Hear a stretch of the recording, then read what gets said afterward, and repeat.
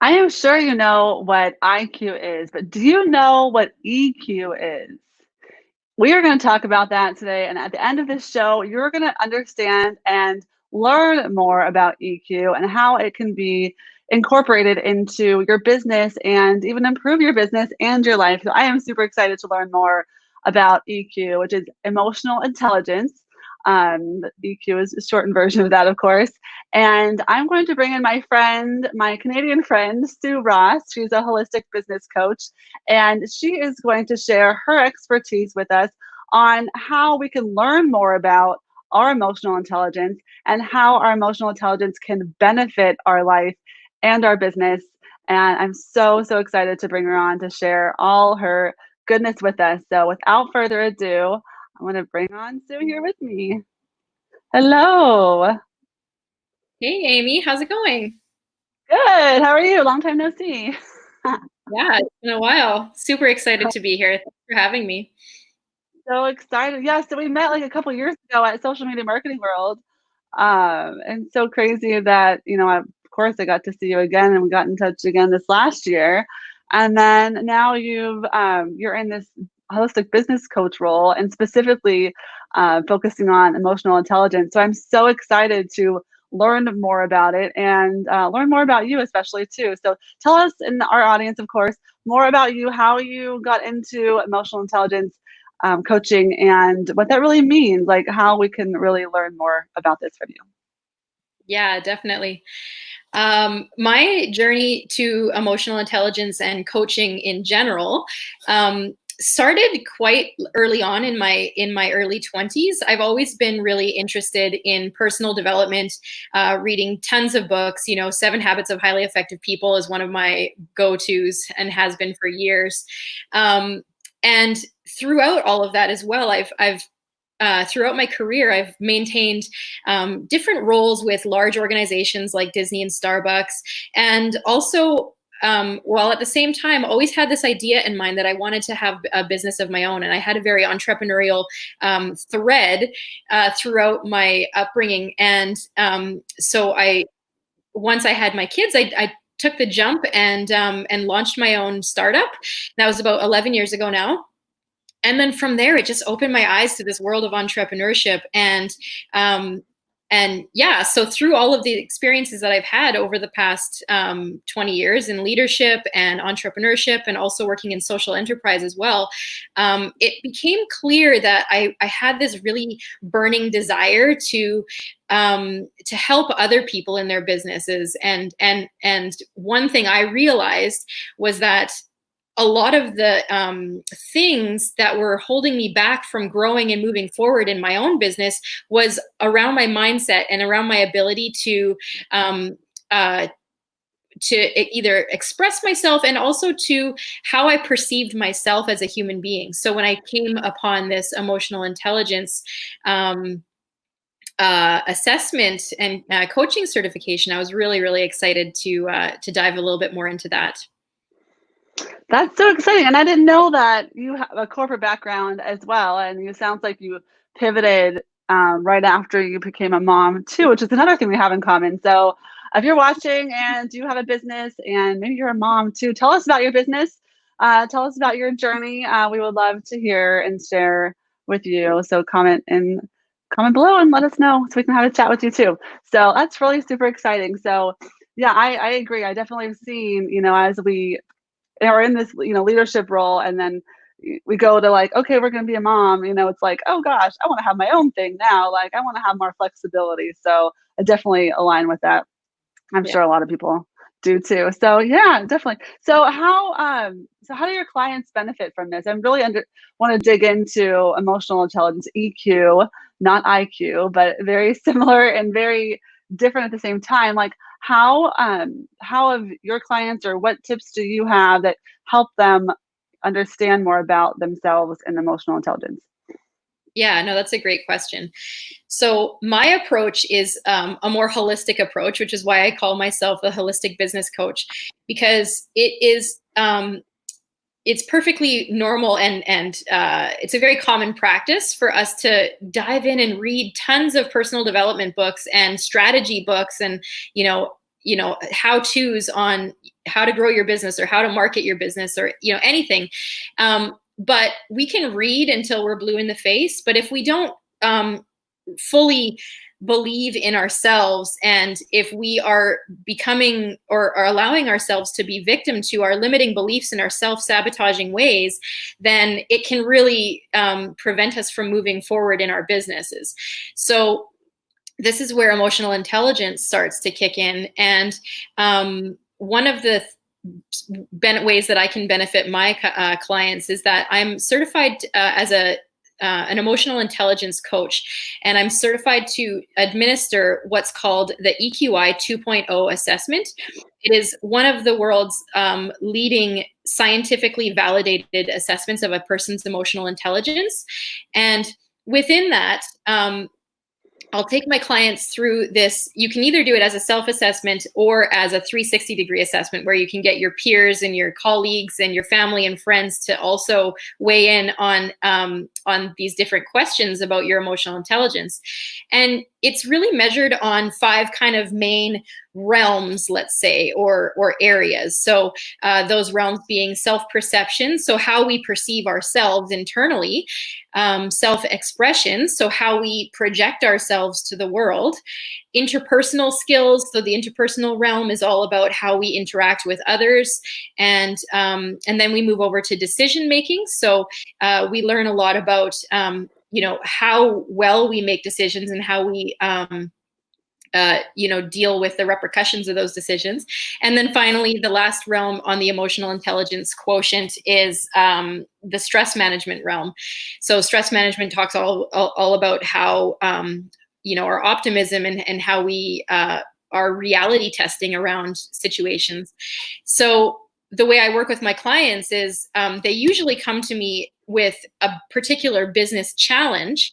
And from there, before we even get into the actual business challenge, we do the emotional intelligence assessment to see what areas of that emotional, the EQ scales they score higher or lower on, so that we can really start to dig in deeper into the mindset, the pieces of mindset that are actually holding them back from taking forward momentum on the actual business challenge that they originally approached me with. Got it. Got it. So someone, that was going to be my next question. Someone's not going to just come to you and be like, oh, can you help me with my EQ? They're going to be like, I have this business challenge that I cannot figure out. And then you're going to say, okay, let's figure that out. But first, let's get into, figuring out more about your EQ and where we can improve with you. And then you attack the business challenge. Exactly. Yeah. So I used to do it the other way around, and I would quite often get stuck in my head, and I'd be like, okay, I've got this business challenge. And one of my areas of genius, or my zone of genius, is I can actually see a path forward for a lot of people, and for myself in my own business. People can come and dump all of their, where they're at with their particular business challenge. And I know what needs to happen in order to see that to fruition. But we can't even get there until we start to address the deeper stuff going on that's holding them back from actually taking action. Definitely. And you have a quiz specifically, I know you're going to share at the end of this, that we can all take advantage of. So be looking forward to that.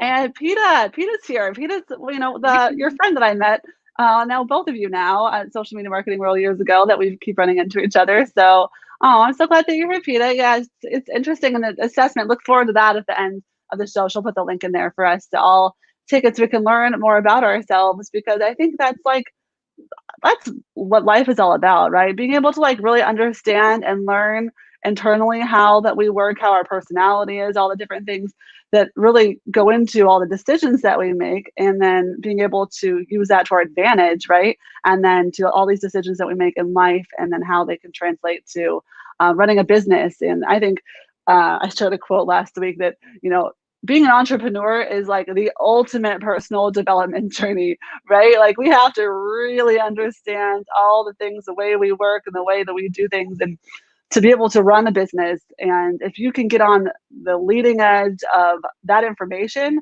you are going to be, that's just going to, I think, define your success when it comes down to it.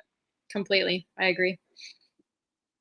Okay, cool. So Peta, share in the comments here about your business. And if you're here watching with us, please share, with what name of your business and maybe how long that you've been in business too. And I think that's a good determining factor of like where you're at on the scale, right? Because as we just talked about, growing, having a business, and over time you develop these personal development skills. So I think that's an important factor too.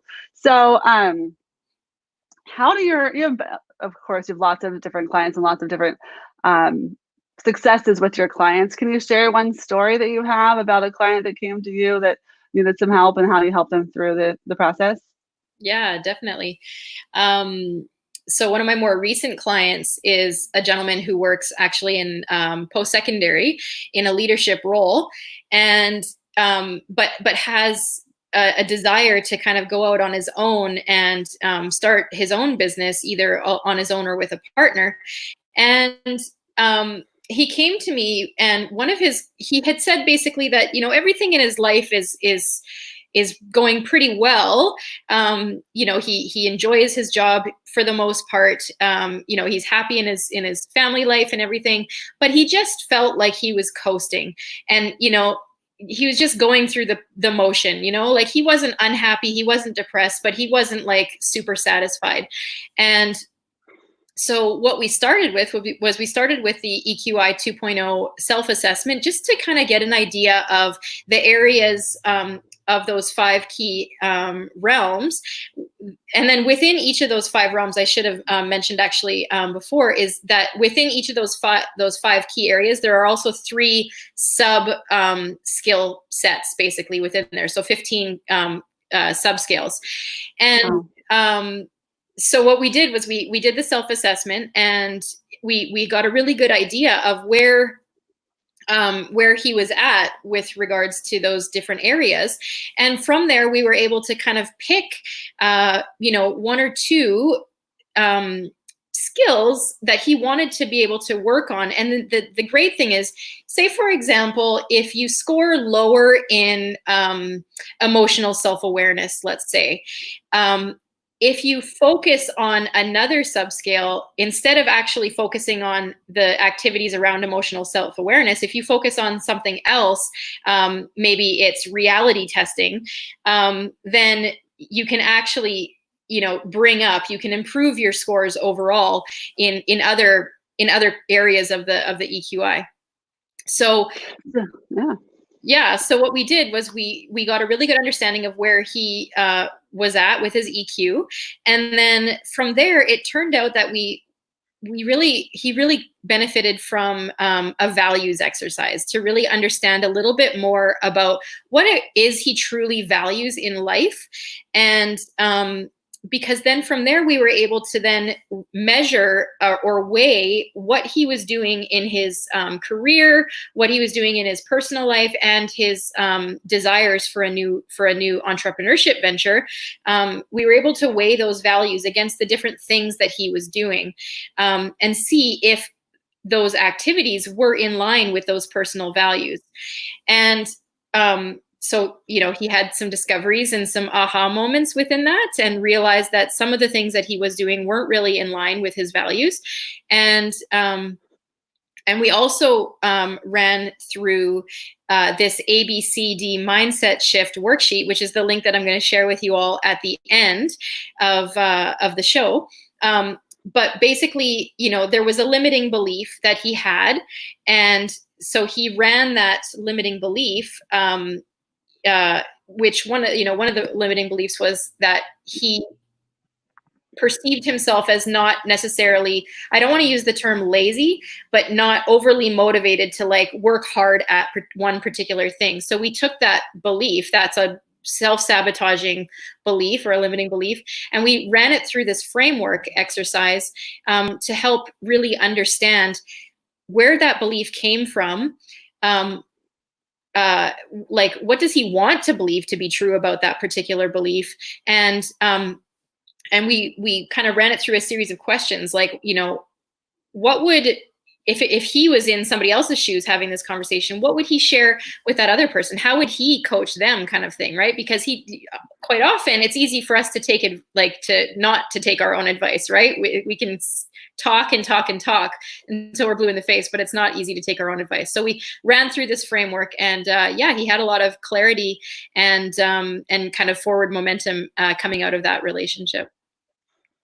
That's really interesting. I love that you took them through. I think a lot of us for entrepreneurs are like, we're going to start a business. Okay, let's go. And then we don't kind of like think through like especially our values and well sometimes that is the reason why we start our business because of our values, but you don't think about all the other things that are going to affect you as becoming an entrepreneur. So I think that it's really valuable to do that assessment before you get started, but really anytime along your journey, because that is only going to help us. I'm curious to know, out of all the aspects, this is like 15 different elements of EQ and of this assessment, what do you find is is the one that moves the needle the most? Like, which one is one that if we all just like spent time right now to like focus on, that we could all benefit from?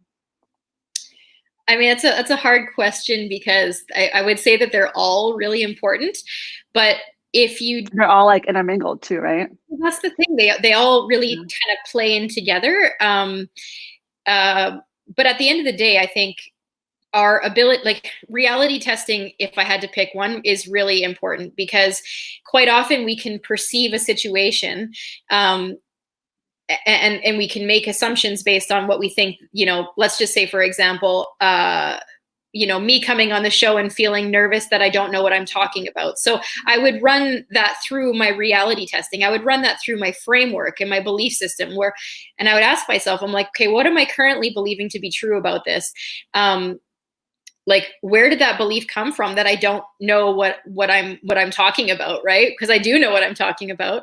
Yes, you do. Yeah, right. And what would I say to somebody if they were talking, like if they were saying those same things to me? What kind of advice would I give that other person, right?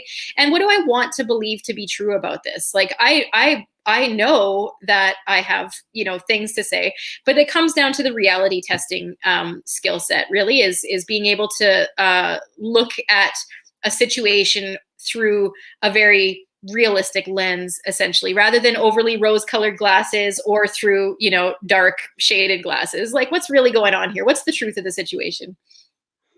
That's a really good point, I think, because especially I like the analogy that, switching it into telling someone like what you would say to that person if they were to say that, because you're always inclined to be like, oh, that's not true. You're so awesome and you know this and you know that and all that. So it's like flipping that into your own conversation. All those conversations happen multiple times throughout the day in all of our heads for sure, that we think that we don't know that. And my true belief is we think that is because we know it so well that we don't know anything else, right? It's like, oh, I know my topic so well that you don't realize that there's so many other people out there that are needing that information like you have right now. So especially right now, if you're watching, we've got quite a few viewers on. Please let us know if you have any questions for Sue. I'm forcing her to be an open book right now. Ask her any questions at this point. I love to hear your perspective and maybe things that you thought about emotional intelligence that you thought were true or you weren't sure if it was or not, and different experiences. Feel free to ask any questions. We have about 10 minutes more with Sue, but I want to show Peta. Oh, she shared with us her business. So she's been in business, Sheldrake Williams, as an operation consultant since 2016, helping entrepreneurs focus on their passion by identifying and implementing technology solutions and workflows to streamline their business. The business is re-evolving and ever evolving, and I'm always discovering more about my passion and talents to help me serve both my clients and myself better. That's awesome. I think, yeah, knowing ourselves and understanding the value of what we do and how we can help transform people in their businesses is, that's knowing that we can evolve, I think is definitely something. What do you think? I agree 100%. I think at the end of the day as well, it comes down to your why, right? And to like, why is it, what's that intrinsic drive that we have in order to be delivering that product or service? And I think that's one thing, specifically speaking about PETA, that she's got dialed in really well, is she knows her why. And she's really great with a number of the different realms of emotional intelligence with regards to stress management and decision making. Her interpersonal skills are all super strong, and that makes her a really, really powerful asset for her customers, her clients. That's awesome. Yeah, let's feel free to share your business and anything that you want to ask for sure. I think I don't have a question because I really am interested in like the introvert extrovert, that whole personality trait. So I was just curious, how does that fit in at all to what you do, or what does that impact any assessments that you do? No, those are more personality traits, I think. And I'm not as well versed in how they are quite separate. They're definitely aside from the EQ self-assessment, but I think it does play a part in how we show up in the world, right? So yeah, I mean, introversion is really just needing to be able to, where do we re-energize, right? Because you can be an introvert and still be quite social and outgoing and all the different things, but then at the end of those experiences, then we just revert back to our quiet time and our quiet space to be able to recharge our batteries, essentially. Whereas extroverts, in my understanding, get a lot of their energy and their kind of motivation from being surrounded by people and kind of going through these very social experiences. So the two, I mean, they complement each other nicely, but they are quite different from each other within the emotional intelligence quotient. So it's more about, that's like another thing to just get to know more about yourself as a person, and then that's of course separate from emotional intelligence. So what else can you share with us? Any other tips that you can share as entrepreneurs that we can incorporate emotional intelligence into our lives? How can we benefit from that? Any other tips you have to offer? Yeah, no, I think I'm a really big believer in the power of affirmations, because affirmations can really help us like flip the script from the like, again, those limiting beliefs. So I'm just going to keep going back to the limiting beliefs here. I've been running an 8-week group coaching cohort for the past 7 weeks. We have 2 more weeks left, and it's all about quieting your inner saboteur and being able to really get out on the table all of the ways that we sabotage ourselves on a regular basis. And this all comes down to emotional intelligence as well. And within our decision making and our stress management and the way we perceive ourselves and how we express ourselves as well. And so when we say things like, oh, I'm not good at X, Y, Z, or whatever the case may be, that is a limiting belief in itself, so it's all in how we word it. And so one of the things that I like to take my clients through is the practice of writing out all the different ways that, the different statements or, the inner dialogue that goes through your head that may be negative in nature, and write it all out. And then draw a line down the paper, and on the other side of that line, create an affirmation for each of those limiting beliefs or those negative statements that we have running through our head at any particular time. And then over time, like just the act of writing it out, that affirmation, if you, first of all, by writing it out, that's like one step, right? But then once you kind of you start reading them, refer back to them, post it up on your wall. Like I've got mine up on my wall in front of my computer screen, as well as beside my bed. And then by reading them daily, and then even if you want to go one step further and starting to recite them out or record yourself saying those positive affirmations and listen and hear yourself, because you're rewiring your brain to believe something more positive, and that will actually move you forward in your life and your business. So I think affirmations are hugely powerful, and I've seen it firsthand in my own business as well as my clients' businesses as well. Yeah, that's awesome. And having those, positive thoughts always push out the negative thoughts. Whenever you're thinking of something negative, this is just in general. I know I've had other coaches on that talk about that. We always want to be and a positive mindset, and being able to just push away those negative thoughts and have something that's right there that you can go, oh yeah, and just like read it right off of the paper. Like that ultimately just switches you right into a positive mindset. I love that. I love that so much. That's so awesome. Yeah. Yay. Well, I am so excited that you've been here. You've shared so much knowledge and just so many tips and things that we can kind of run away with. But I know that you also are going to share your quiz. So I definitely want to add that. We'll add that in the comments after the show so everyone can take advantage of that. And you're using social media, of course, to grow your business. So where can we find you on social?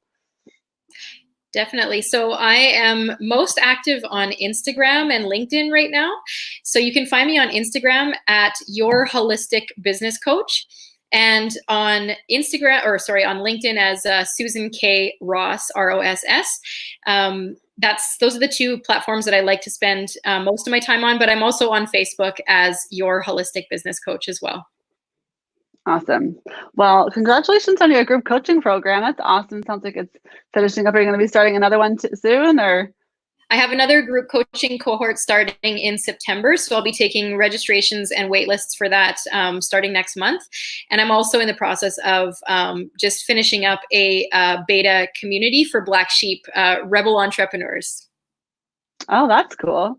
Very cool. You got a lot of awesome stuff going on. I love following him on Instagram too. That's cool. Yay. Awesome. Well, I really appreciate you being here, and thank you so much for joining us. I will, like I said, look for the comment to have the link for the quiz afterwards, and look forward to next week's show on Coaches Go Social.